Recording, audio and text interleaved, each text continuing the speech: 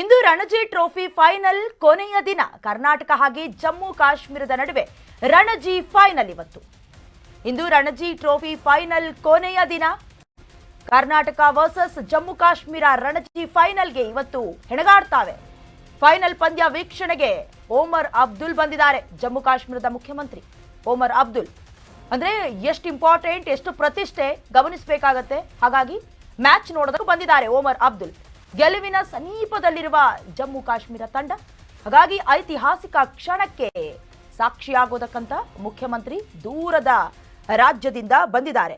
Ranji match ನಡೀತಾ ಇದೆ ಕರ್ನಾಟಕ ಹಾಗೆ ಜಮ್ಮು ಮತ್ತು ಕಾಶ್ಮೀರದಲ್ಲಿ. ಹಾಗಾಗಿ ಕೆಎಸ್ಸಿಎ ಹುಬ್ಬಳ್ಳಿ ಕ್ರಿಕೆಟ್ ಮೈದಾನದಲ್ಲಿ ಮ್ಯಾಚ್ ನಡೆಯುತ್ತೆ. 2025-26ರ ರಣಜಿ ಟ್ರೋಫಿ ಇದು. ಇದರ ಫೈನಲ್ ಪಂದ್ಯ ನಡೀತಾ ಇದೆ. ದೃಶ್ಯದಲ್ಲಿ ಗಮನಿಸ್ತಾ ಇದ್ದೀರಾ. ಪೊಲೀಸ್ ಭದ್ರತೆಯೊಂದಿಗೆ ಈಗಾಗಲೇ ಓಮರ್ ಬಂದಿದ್ದಾರೆ. ಕ್ಷಣಗಣನೆ ಕೂಡ ಶುರುವಾಗಿದೆ. ಈಗಾಗಲೇ ಹುಬ್ಬಳ್ಳಿಗೆ ಓಮರ್ ಅಬ್ದುಲ್ ಆಗಮಿಸಿದ್ದಾರೆ. ಬಿಗಿ ಭದ್ರತೆಯೊಂದಿಗೆ ಮೈದಾನಕ್ಕೆ ಆಗಮಿಸಿದ ಸಿಎಂ ಹುಬ್ಬಳ್ಳಿಯ ಹೋಟೆಲ್ನಿಂದ ಮೈದಾನಕ್ಕೆ ಆಗಮಿಸಿದ್ದಾರೆ. ಹುಬ್ಬಳ್ಳಿಯ ಕೆಎಸ್ಸಿಎ ಮೈದಾನದ ಸುತ್ತ ಹೈ ಅಲರ್ಟ್. ಯಾಕಂದ್ರೆ ಸೆಕ್ಯೂರಿಟಿ ಕೊಡಲೇಬೇಕಾಗುತ್ತೆ, ಯಾವುದೇ ಅಚಾತುರ್ಯ ನಡೀಬಾರದು ಅನ್ನೋದಾಗಿ.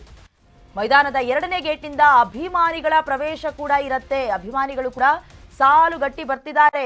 ಏನು ಕ್ರಿಕೆಟ್ ನಡೀತಾ ಇದೆ, ಮ್ಯಾಚ್ ಆಗ್ತಿದೆ ಅಂತ ಹೇಳಿದ್ರೆ ನಮಗೆ ಬರೋದೇ ಜೂನ್ 4ನೇ ತಾರೀಕು ಆಗಿತ್ತಲ್ಲ, RCB ವಿಜಯೋತ್ಸವದ ವೇಳೆ ಕಾಲ್ತುಳಿತ, ಅದು ಮತ್ತೆ ಸಂಭವಿಸಬಾರದು ಅನ್ನೋದು ಒಂದು ಸ್ವಲ್ಪ ಇರುತ್ತೆ. ಅಂದ್ರೆ ಯಾವುದೇ ಅಜಾಗರೂಕತೆಯಿಂದ ಯಾವುದೇ ಸಮಸ್ಯೆಗಳು ಉದ್ಭವಿಸಬಾರದು, ಯಾವುದೇ ಅಚಾತುರ್ಯ ಆಗಬಾರದು ಅಂತ ಸಂಬಂಧಪಟ್ಟಂತೆ ಈಗಾಗಲೇ ಬಿಗಿ ಭದ್ರತೆಯನ್ನು ತೆಗೆದುಕೊಳ್ಳಲಾಗಿದೆ.